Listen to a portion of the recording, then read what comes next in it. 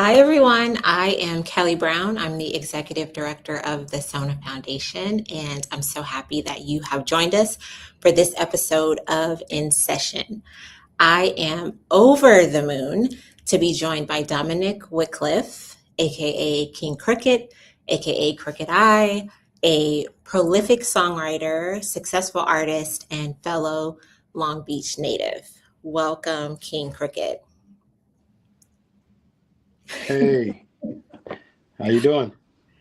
Feeling great. I'm so excited to talk to you today.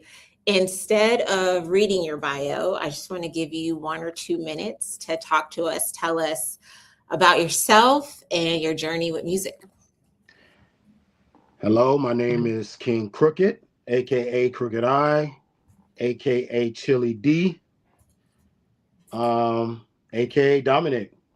But you could just call me Crook. Why Crook? Because I had to steal the show. Simple and plain. I came into every situation that I ever came into in the music business. I was the underdog. So, I felt like I had to steal the attention. And um,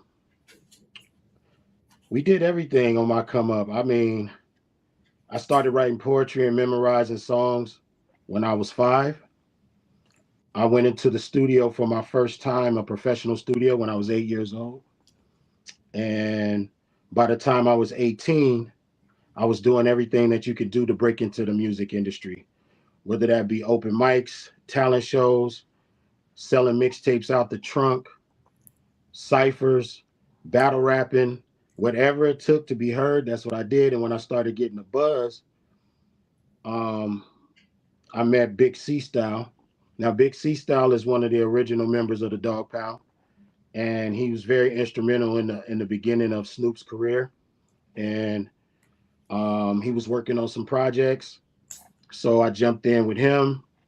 I also did some independent projects with two hometown heroes from Long Beach that went to the NFL, Chucky Miller and Leonard Russell. Two, like I said, local town heroes, Long Beach boys. They decided to build a studio on the east side of Long Beach and give back to the community. And we did some projects together. They were very instrumental in the beginning of my career. In the studio one day, Snoop came by, and I think he was working on Doggy Style, his album Doggy Style at the time. And it was him and Nate Dogg, rest in peace. And we had a cipher. And I was hungry. I lived in an apartment building on 20th and Palmer Court on the east side. It was a studio apartment with 7 people in it. And I just went crazy in that cipher. You know what I mean? I went crazy. I was a teenager, but I went crazy. And on their way down the stairs, Snoop told Big C Style, "You got to mess with him. You got to work with him. That kid, he got something, you know?" And that's what Big C Style told me happened. And next thing I know, I'm in the studio and we're recording with like a plethora of Long Beach talent, doing a compilation called the 19th Street compilation. And this compilation had Badass, rest in peace. It had the Low Lifes. It had Trey D. It had Bo Rock from the Dove Shack. It had all these Long Beach talented individuals contributing to one album. And when I got to the studio, I asked Big C Style, because they had already been working on it. I said, "Hey, how many songs can I be on?" And he said, "However many you want." So I just jumped on 10 songs. You know what I mean? And that led to me getting an offer for my own solo record deal with a major. So then signed to the major, took Big C Style with me because, if it wasn't for him opening the doors, then I wouldn't have been in that position. A lot of people, they, you know, don't understand loyalty, but I did, even at a young age. I didn't try to break off. I didn't try to go into another room and say, "Hey, I'm by myself." You know what I mean? We all walked in the door together, and I was signed to New Tribe Virgin Records, and that was my first time, really having a professional major record deal with an advance. Don't forget the advance, you know. You know what I'm saying? More money than I had ever seen at that point in my life. Um, Worked on records, worked with Snoop, worked with the Dog Pound, of course, Daz and Corrupt. Um, did a soundtrack for a movie starring Bokeem Woodbine called Caught Up. And yeah, that was my intro. Like, okay, I'm in the big leagues now. I got to show and prove. Once again, I was the underdog. I wasn't the main attraction at the label. I had to fight my way up the ladder for them to get behind me and say, we want to put an album out on you. And then that fell apart. There was some internal problems with the label, and they just got rid of the whole rap department. So I was back independent. You just never stop. Okay, like these setbacks are nothing compared to the comeback. So you just keep going, and it's like, all right, boom, that's over. I go back to the independent scene. I go out to down to the South. I'm writing for people. I'm working with people in the South. I'm flying to the East Coast. I'm doing whatever I can. Boom, I landed on Death Row Records. Landed on Death Row Records. Went up to the penitentiary. Suge was incarcerated. Suge Knight, he was incarcerated at the time. So we negotiated my deal in the penitentiary on a penitentiary visit. And I'm just sitting at the table with him and Michelle A. and a couple people from Death Row Records. And he's like, yo, I can get you on billboards, magazines. I can get you, you know, Grammys. I can get you platinum plaques. And I'm like, that sounds beautiful. How much? How much money we talking? You know what I'm saying? And he was like, yo, you gonna kick your feet up. And I was like, all right, cool. So did 4 years on Death Row, ups and downs. Long story. That involves offices being raided by federal agents and brawls and anything you could think of happened in that 4 years. But one thing that really helped me in that time was it increased my business IQ, my music business IQ. Because one thing Suge would do is allow me to be a fly in the wall at a lot of big meetings, Russell Simmons meetings, you know, Def Jam, Interscope, Universal. I sat in the room and I just soaked up the game, listening to the executives talk.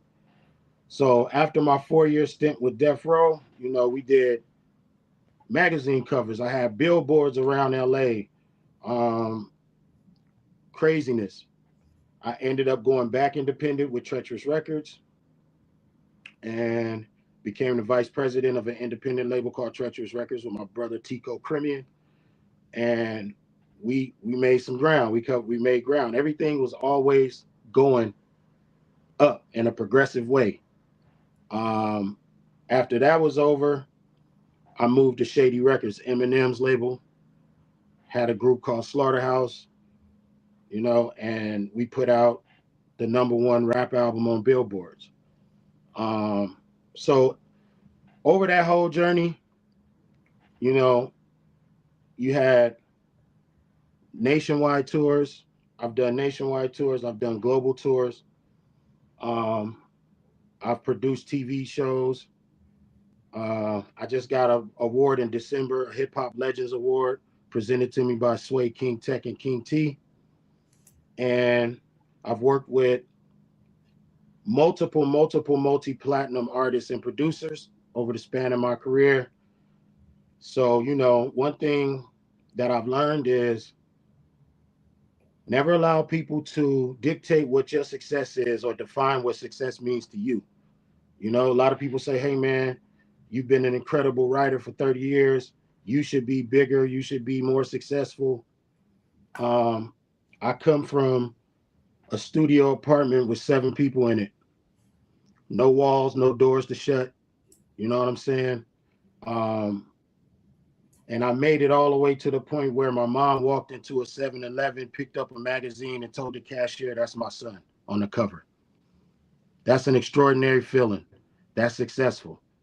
And here I am today, just trying to give back some of what I learned. Amazing. It was so hard to sit quiet with that because I want to jump in and all the things I remember. You're like retelling with details that are so that I didn't know on the fan side. You know, I'm from Long Beach and you're so respected um, it's a thrill. It's a thrill. So, and you're always dropping captions. Lyrics are, you're always giving it to us, but the setback is nothing compared to the comeback, I think is a gem. Yeah. And we're just getting started. So I love it. Let's And get it. I'm a big quote person, a big word person. One of my favorite quotes is Socrates, and he says, "Wisdom begins at the definition of terms." So I want to frame this conversation and start with, what is your definition of mental health? What does that mean to you? And further, May is Mental Health Awareness Month. Why do you feel like it's important to shine a light on mental health by having an open conversation like this one today? Um, Mental health to me is your mind state, your emotional state, and your overall well-being. Um, I think it's important because, especially for hip hop, you know, I push a hard line for hip hop. You know what I mean? This culture literally saved my life, and I really hope that we can get back into that area of the culture. When I'm listening to young artists on the interviews, I'm waiting on them to say hip hop saved my life, and it's getting rare, more rare at the second. Like, it's people are vibing, it's good vibes and partying. You know what I'm saying? And they're not really understanding that there was another road you could have taken, and it could have took you somewhere you don't want to end up. So hip hop saved my life. I push a real hard line for that, and I think it's important that we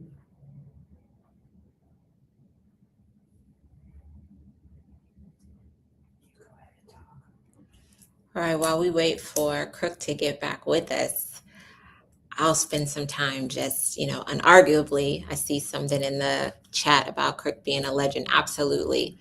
Arguably one of the most prolific lyricists ever, but unarguably one of the best out of Long Beach, bar none, no secret about it.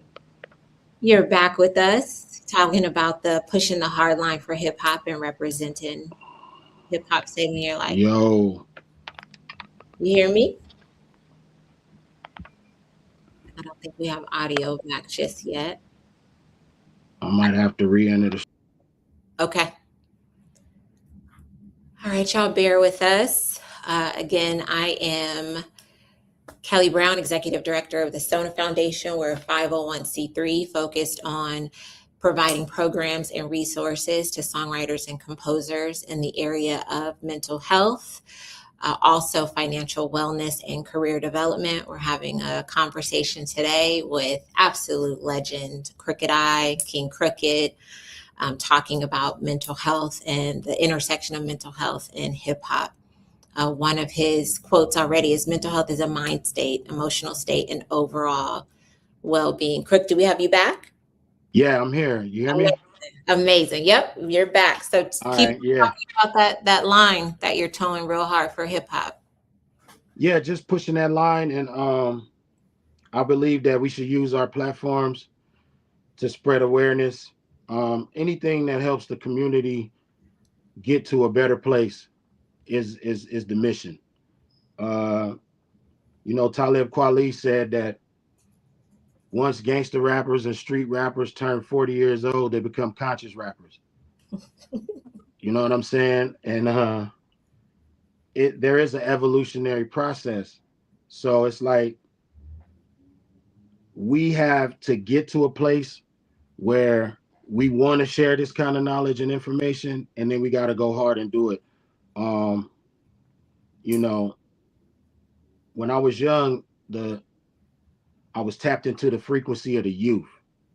So mental health was something that was looked at as, oh, that person is off. Oh, that person is crazy. It meant that you were flawed, and nobody wanted to be flawed. Nobody wanted to be, there's something wrong with me, and I have to go openly admit this.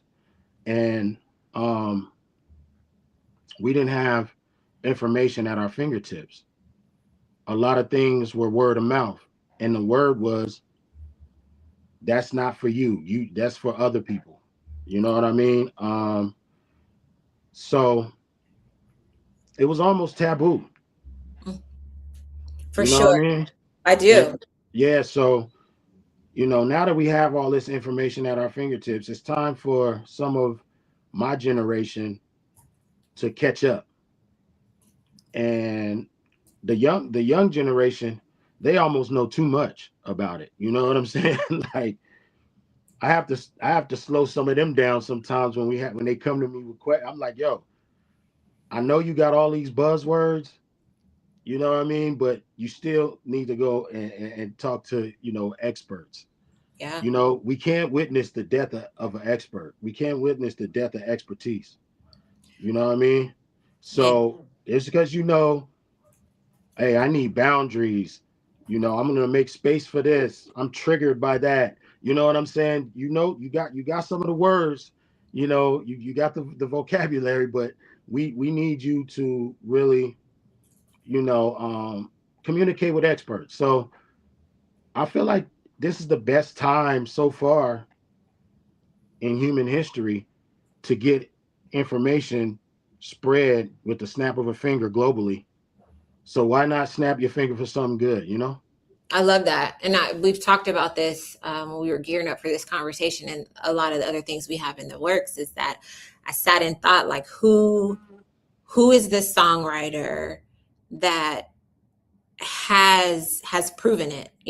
Lyrics are real and has been forthright and now respected in the boardrooms and the block, and you were top of mind, and your vulnerability to share this and to look back and to say, I'm still here. I know you're celebrating 30 years in the game this year. We'll talk about that in a bit, but what can you say about the vulnerability needed, or how do you help hip hop artists, perhaps Black men especially, ask or say, yo, bro, I'm sad. I know that in Long Beach, a lot of my cousins were told real men don't cry.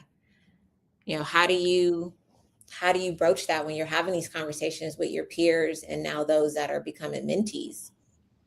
Um, yeah, we were taught that walk it off. You know what I'm saying? Anything that happens to you, just walk it off, suck it up. Um, and it's kind of hard sometimes to break that barrier down. I think rap is an excellent vehicle for it. Sometimes you got to talk to them musically and then in person. You know what I mean? So, I got friends that I try to get through to, and it can become frustrating because they're just putting up walls at your every attempt Yeah, because of the myths and the misinformation. Um, you got to be the change you want to see. We know that. So all I could do is go in myself, experience therapy, and then come back to them and say, yo, this is what happened. I love I've that. been there. I looked at it. I listened. It's not what you think. You know what I'm saying? You're not gonna sit there and get judged. You're not gonna sit there and somebody's gonna talk down on you because you have problems and issues. The person you're talking to has problems and issues. I think that we have to really work hard to chip away at these false narratives and present it in a way that is easy to digest. You know what I mean? And it's almost like when you combine it with the music, you get the education, you get the entertainment, and you get what we like to call edutainment. And I think that's one of the main, things that we need to spread, because I got homies who are struggling with depression and they do it alone.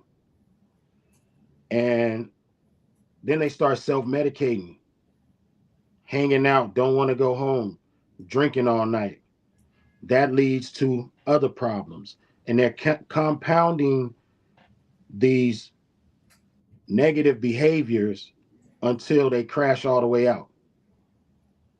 So you know, we have to be real. We come from an environment where, first of all, you know, hip hop is raw and uncut. So I got to be raw and uncut. We come from an environment where, as a minor, you're being exposed to things that no minor, no child should be exposed to, right? You got people being sexually assaulted by people in their own family or in close proximity to the family. You got violence, extreme violence. You know, you're witnessing people get shot, stabbed, jumped, beat up. You're seeing food deserts. You know what I'm saying? There's not enough food, there's not enough money. The month is longer than the money. Yeah. You know what I'm saying? So, and then we expect these kids to just suck it up and go to school and do good in school, by the way. So, you know, we have to have different solutions than the ones that we have been trying to apply, because the applied solution so far on a big scale has been normalize the traumatization. Just normalize it and keep pushing. I just think it's very important to have these conversations and to come from a place of love.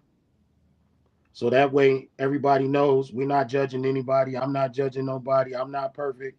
We're trying to figure out how to improve our lives and communicate better with each other. I love that. When I put the reminder on my story yesterday about this conversation, I chose a song with you and Joelle, and you say in the part, like, I need more love. And there's like this downbeat, and then you go, and you do too. And I was like, yeah, like, tell people, like, you need more. And there's more out here for you. And again, I'm just thrilled that you're open enough to come and have these conversations so that it can serve as an outlet for people.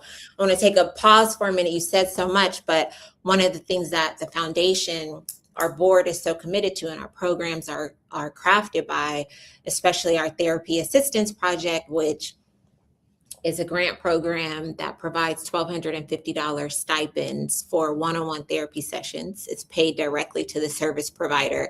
And a key component of that program is to demystify the need for therapy, the ability to get therapy, and to make it easier to afford.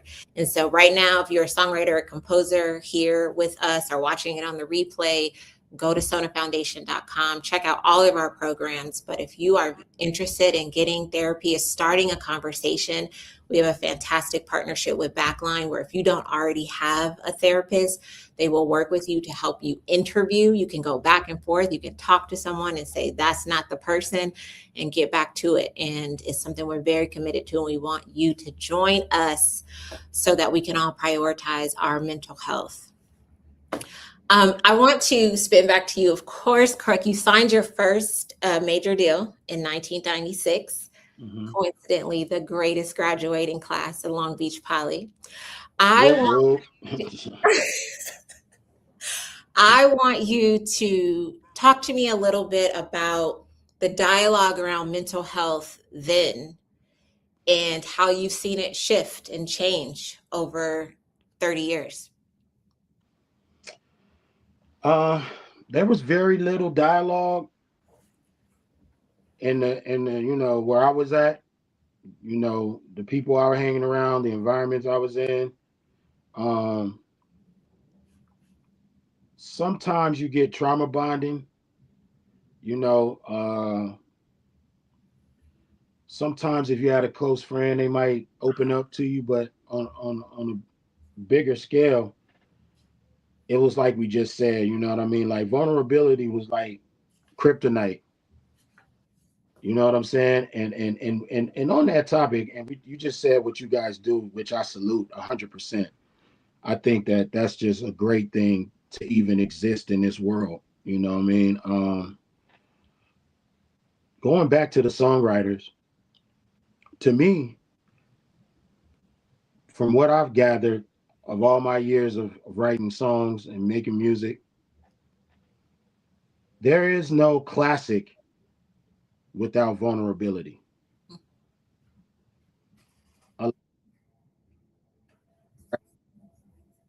they strive to create a classic album. To me, the majority of classic albums, the artists show vulnerability. That's just what it is. Tupac built a whole career on that. He was saying things that nobody was saying. First of all, when you're a rapper, you're competitive, you macho, you ego. You know what I'm saying? I'm the best. Don't no nothing can touch me. And here he is saying that his mom was smoking crack. Nobody would admit that back in the day. We might have had family members, you know, using drugs, addicted to drugs. That was a taboo thing to do. He opened up and he really showed, you know, gave you an inside look at things that people hide in the closet. And that's why he's considered one of the greatest of all time. Um, we have to get back to that. We have to get back to keep your head up. We have to get back to, you know, being in front of the world as ourselves, showing up as ourselves, our true selves, our genuine selves. 96, I was young, so I was tapped into the young frequency, like I said. You know, there was probably, you know, some of my mentors, they were on a whole different vibration. They were, you know, where I'm at now. But me, I was young. So when you on the corner or you in the streets, you're not thinking about mental health. You're thinking about, are you going to make it to 21? You know what I'm saying? You're thinking about living for the day. You're thinking about trying to survive. You're in survival mode. And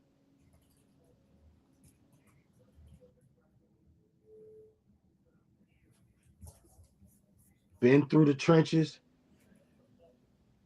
need to do reparations. You need to start repairing some of the things that we might have contributed to, you know what I mean? Um, even musically. That's why I give these young rappers a chance. Even when they're saying the most ignorant thing you can think of, I give them a chance because you got to let them grow. Yeah. You know, Let's they're just in that phase. I want to ask because, you know, in hip hop specifically, I've seen firsthand, you know, these kids or the artists themselves are encouraged to keep it as dark and grimy and as bleak as possible in these lyrics. And so when you're trying to make it, right, when you are 7 people in a studio apartment on the east side of the beach, and you're hungry and you will do what it takes to get this deal. But it is so terrible to say, or it's not the only Black experience that's out there. Like where is that divide how do you fight back against, I want to say something bigger, I want to say something different, I don't want to promote this, I want to share but not promote? Where is that dichotomy? Where do you find that? Each individual has to get there on their own. Because if I put 10 young rappers in the room, one might already be there like, yo, I don't want to talk about killing and drug dealing. But 8 of them might still be trapped in that world, and that's all they know. So we have to, as fans, go look for what we want to hear, first of all. And then we got to understand that there's a process of growth. When you are in that world and that's all you know, that's what you're going to describe. That's the picture you're going to paint. You know what I mean? When I got into major label situations, sometimes they wanted me to paint pictures that were not my reality. And hip hop, there was no gangster rap. It was called reality rap before the term gangster rap came into existence. And it always showed you both sides of the coin. Yeah, you living like this, at the end you might be dead or in jail. They were cautionary tales. You know what I mean? But raw and in your face. Um, I think that we have to go to the root of the problem, and I think what you're doing, you know, and what SONA is doing, and what all these countless other foundations that are focusing on mental health and improving certain zip codes, um, we got to go to the root. Because if the environment is still wild, crazy, drug infested, criminality is everywhere, how that's what the music is going to sound like. Art imitates life. You know what I'm saying? And I'm not one for censorship. Art imitates life. You are really pissed off at the world when you are in poverty. Poverty is violence. We know that. You're pissed off at the world. I'm not going to go in there, and I'm on my way to see my homeboy. I walk by the library on Burnett and Hill, and some people try to rob me as a teenager at gunpoint and start shooting at me. So when I get into the booth, I'm not gonna have a song about rainbows and flowers and ice cream cones. It's not gonna happen. So we have to try to get to the root of the matter. And everything starts here. I know the environment is one thing, but it all starts up here in the mind. So what I try to tell young artists is think outside of your environment. Think outside of your environment. Be curious about things that go on in the world outside of where you live. Keep all that. That's great. What you learn, what you've seen, what you've experienced, yes, keep that. But I want you to also travel mentally. You can't afford to go to Greece. You can't afford to go to Africa. You can't afford to go back. You can't go back in time, but you can always read. You can always listen to mentors. You can always talk to elders. Start expanding your mind. That's where it starts. And then that's where a 17-year-old kid living in the ghetto can come up with the kind of material that makes the world sit up and watch and pay attention. So there's levels to it. And it's a layered problem, Kelly, to be honest with you. It's not, there's no one solution to it. But I just know the solution is not talking down to these kids who are really experiencing that life where their mom is drug addicted, they don't have food, they have to fight people just to get to school. On their way to school, they walking through different gang territories, so they're getting into fights on the way to school. They have to bring weapons into school, try to stash them in the bushes in front of the school in case something go down. It's a real life going out there that we can't sit around a round table and talk down on. You know what I mean? We got to really roll up our sleeves like you're doing. This is how it happens. This is exactly how it happens. It's crazy. I don't want to go off on a rant, but I could talk about that. I could talk about that forever. I mean, we were so poor, you know what I'm saying? We couldn't pay electricity bills. They cut the light off. We light a candle and a roach blow it out. You feel me? Like that's how we was we was we was below the poverty line at times. And I understand what that what kind of mentality that breeds. I understand what kind of mentality gang violence breeds.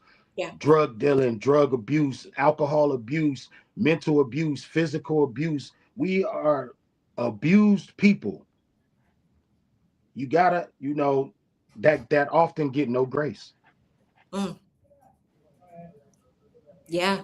Even self grace, the walk back to the Mm. walk it off, right? Back to the Woo. walk it off. Talk to me about the balance of as a music creator, using music to heal while you make music to heal. Like what's that process? As a fan, I get to listen to the music and process myself just through the listening, but you have the additional element of creating it too. How does music serve you on both sides of that? Like I said, it saved my life. It saved my life.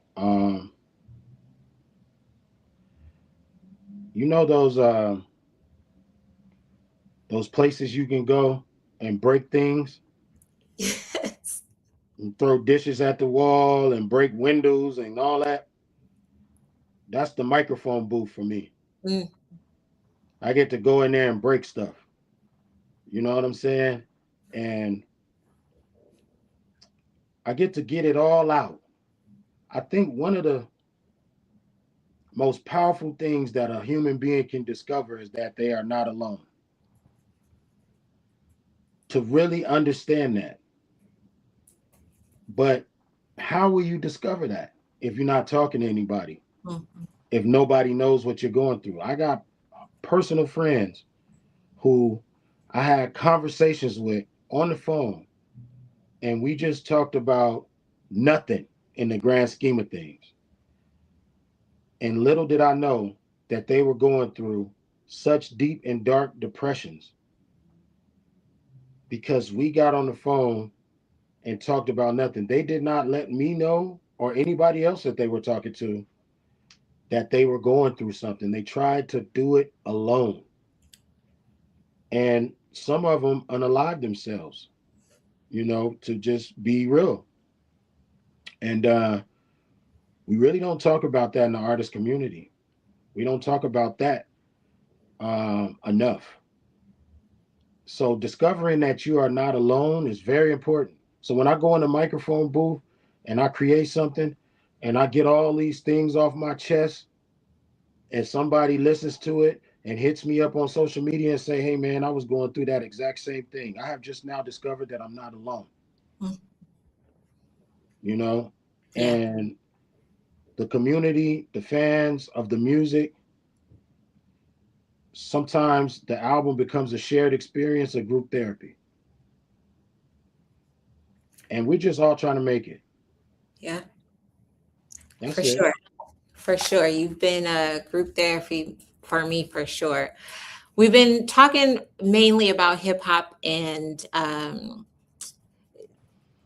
in your mental health in hip hop, but you are an advocate in the mental health in a much wider space. For instance, you're working with an artist, Luke Gone, who just dropped a song called Overdose that's deeply personal and illuminating. You also just yesterday released Triggered, a Spotify playlist over 4 hours of songs that you crowdsourced. You went to your fans on social media and said, what's your mental health song? Where do you touch? And they answered. I read through a lot of those comments, found some new songs, revisited some classics. And so you are definitely stepping into this mentor role, this wider advocate role. Can you talk to me about both of those things and just your service in this space? Yeah, I do believe that we are here to serve each other, to provide a service for one another. I'm a firm believer in that. Luke, he has this song called Overdose. I started working with this kid, Luke. Um, he reached out to me. I already knew him, but he reached out to me. He said, hey, man, what do you think about working with me in a business capacity? And I was like, man, my plate is full. I got too much to do. You know what I'm saying? Like, um, you know, we got to make sure we can pay for this expensive weather we enjoy. You know what I'm saying? So I'm like, yo, I got a lot to do. But I sat and I thought about it, and I looked at him, and I know that he's a hard worker. I know he has what it takes to go to a whole bigger level because he's already built a great fan base for himself. And he's talented. You know, he's business savvy. He's talented. He's a hard worker, and he got what it takes. So I thought about it, and I said, you know what? Why not? So I just said, we don't have to do anything legally binding like paperwork and contracts and all that right now. I'll just I'll just work with you, and we started to get some pretty cool results. He has different features from A-list artists. I can't give it up now, but A-list artists he's collaborated with. You know what I mean? Um, Major distribution companies. We're in negotiations with different labels right now.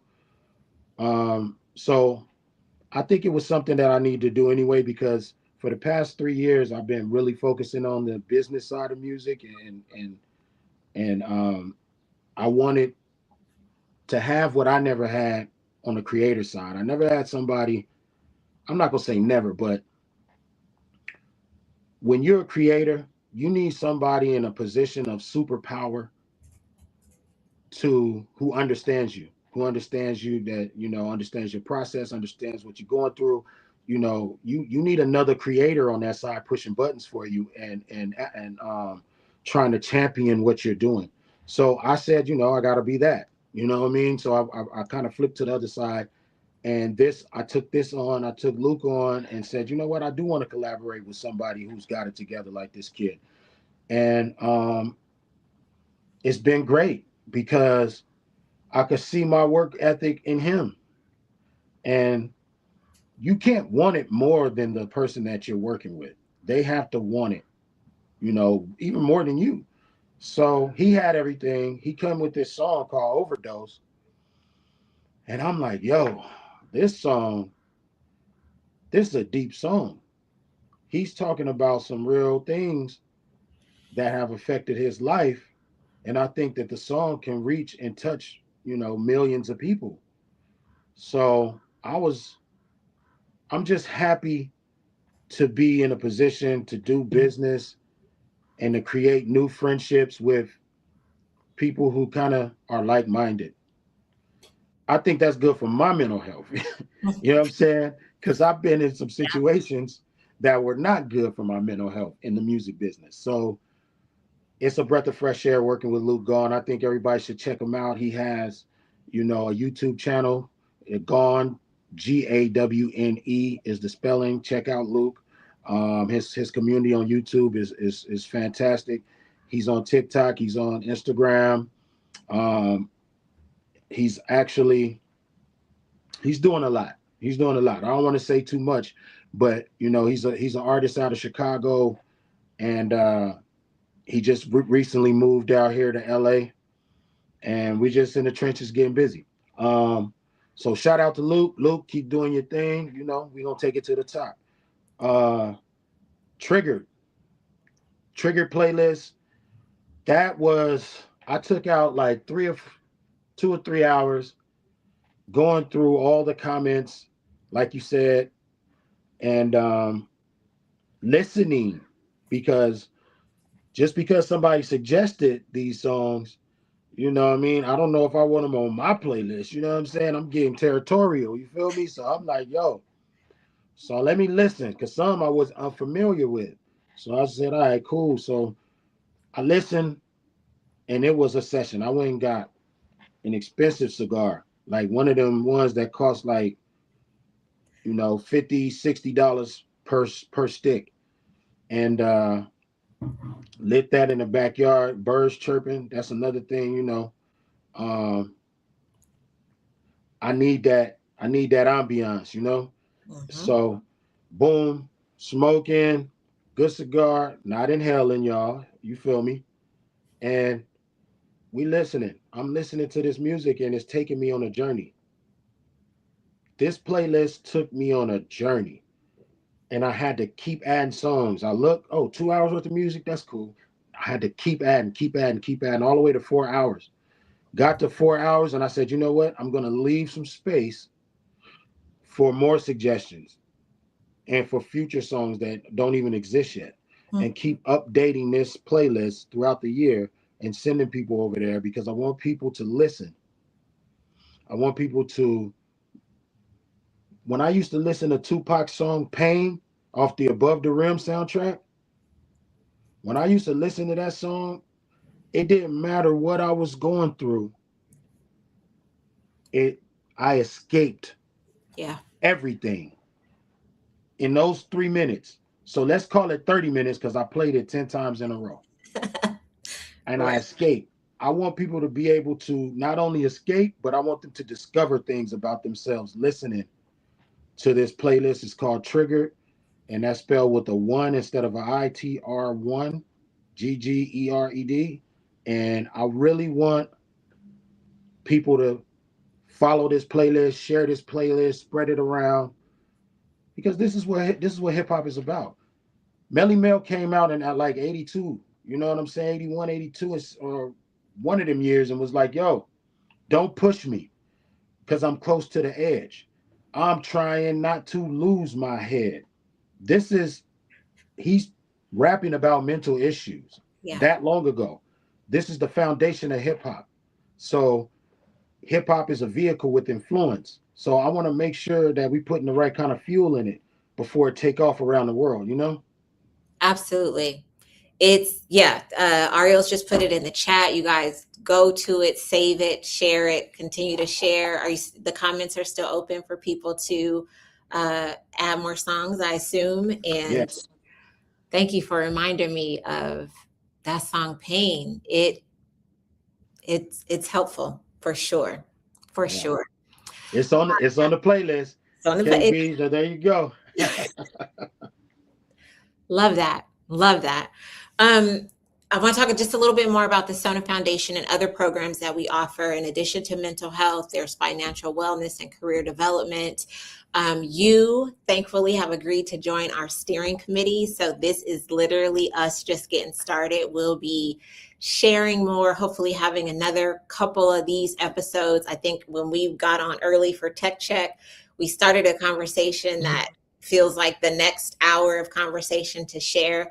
So just want to encourage folks to visit sonafoundation.com, whether you are a music creator or not. There are resources there for mental health, for services that provide. There's a library of videos, some really amazing conversations of creating and just moving through different lenses of life as humans. There's financial wellness, again, career and professional development, join the newsletter, all those things.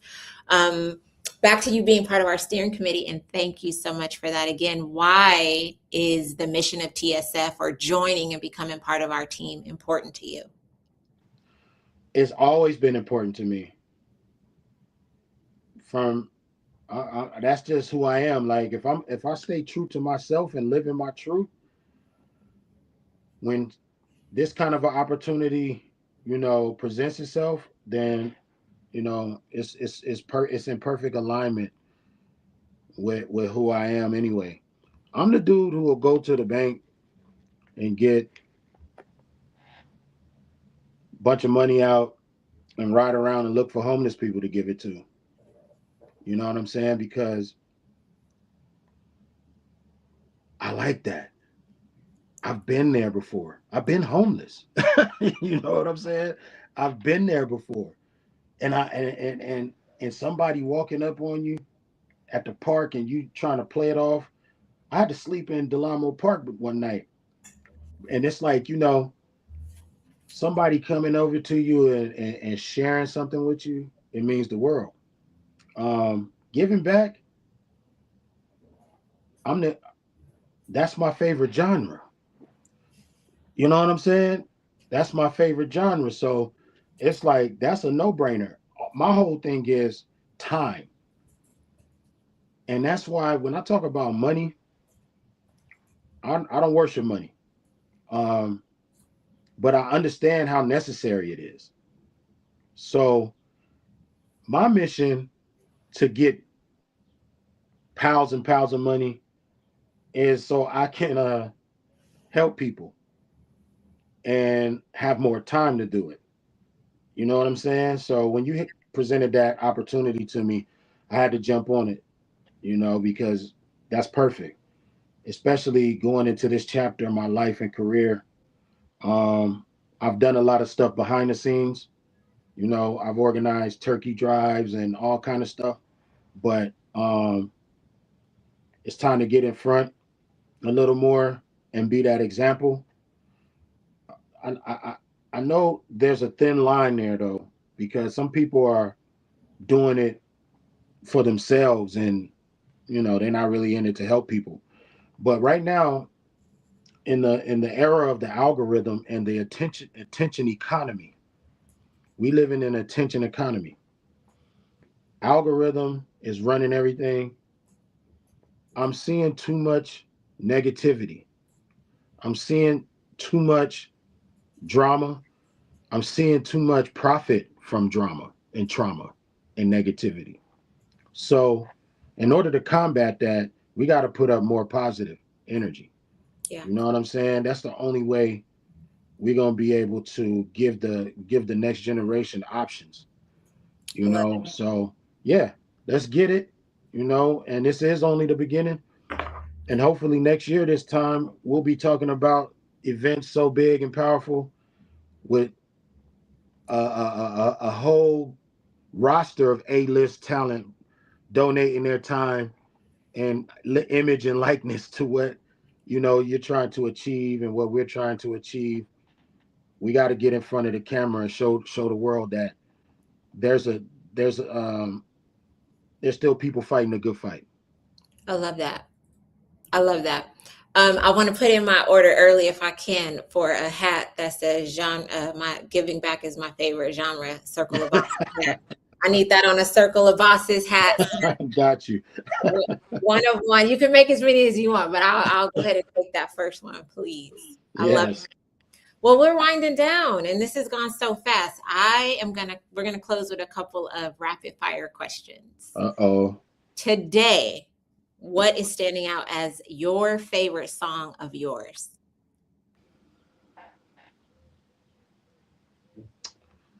That's hard because I got so many songs. Just think, 30 years, somebody put together a list with 2,700 of my songs on it. Mm. That's like craziness. So it's very hard for me to pick a favorite, but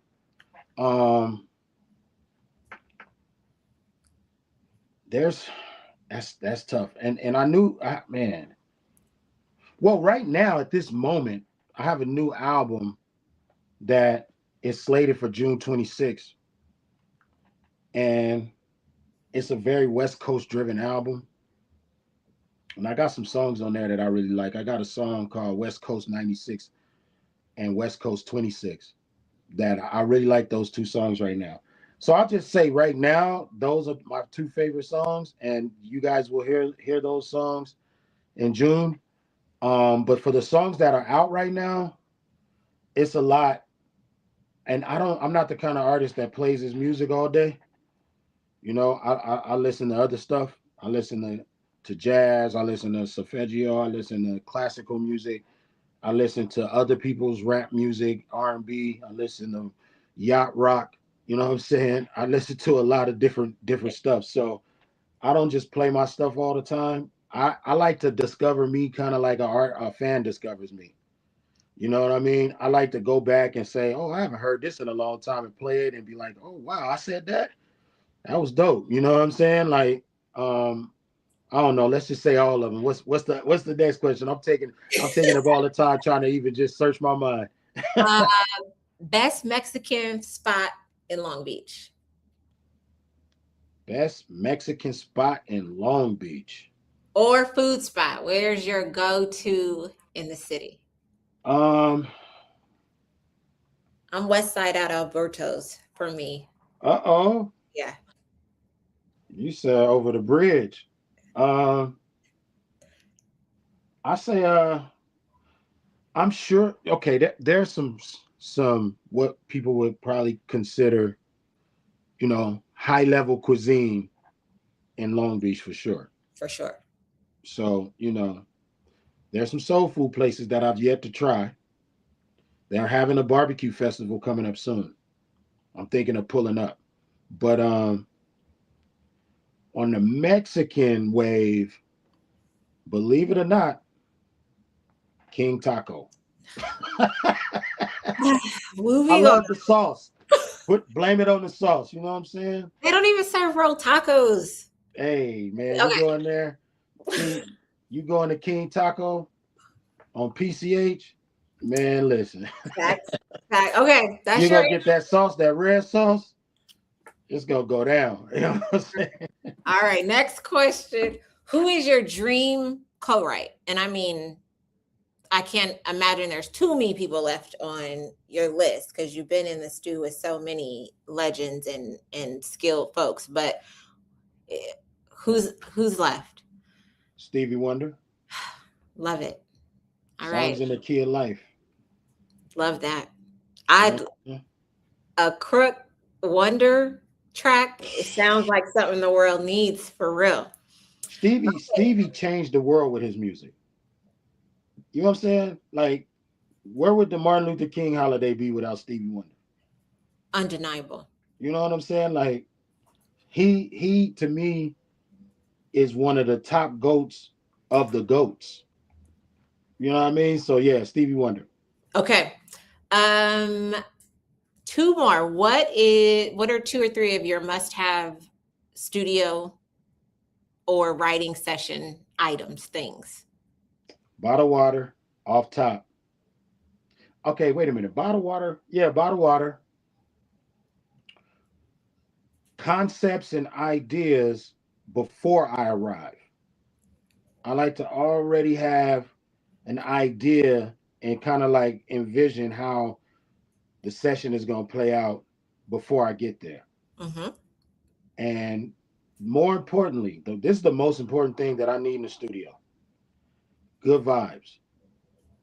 Word. Bad vibes, negative energy, that'll get you thrown out the session. I don't care who you are, mama, you got to go.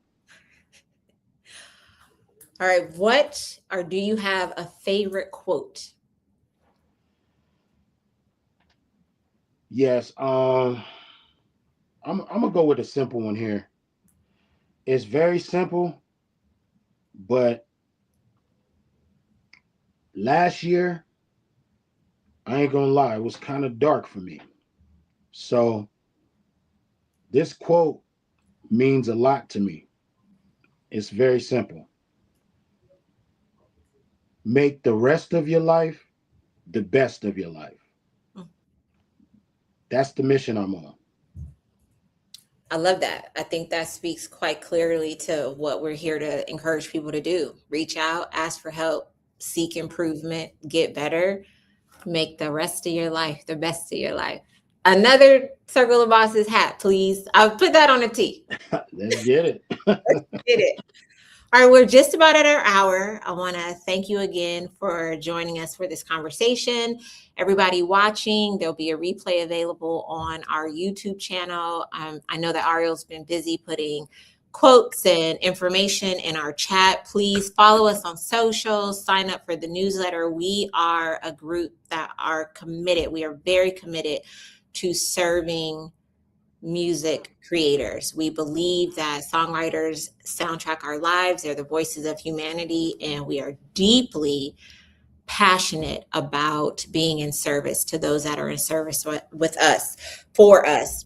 So before we go, friend, Yes. any last words or thoughts from you to the audience? Follow me, Crooked in Triago on Twitter or X, King Crooked on Instagram. Um, yeah, I was thinking when Jesus met the devil, right? Don't ask me because I watch, I go down rabbit holes. Um, he famously said, "Get behind me, Satan." When I meet my negative thoughts, demons, or past experiences that don't sit well with me, I tell it to get behind me. And I leave the past behind me where it belongs. And trying to get to this better version of myself. There are no shortcuts. Mm. Shortcuts are really toll roads, Word. quite expensive. You know what I'm saying? So everybody that's listening, I just I really want to tell people that they're not alone. I think that's the best thing that I could say. There's help. There are tools available. I just want you guys to know that there are other people who are more than willing to sit down and listen to you. When you think nobody else will, there are total strangers who have listened to me and helped me get back on my feet mentally. It doesn't have to be somebody in your immediate surroundings. Use the tools. Use them. There's people around you. There's hotlines. There's websites. There, you know what I mean? There's YouTube videos that might help you get over that hump. I just want people to always know that somebody's out there, because the feeling that nobody is out there will swallow you up. Don't get swallowed up. We here for you. We are. We are. Thank you so much, King Crooked. I can't wait to all the things we're cooking up. Thank you guys for joining us with that. I am Kellie Brown. This has been In Session, and we will see you soon. Goodbye. Peace.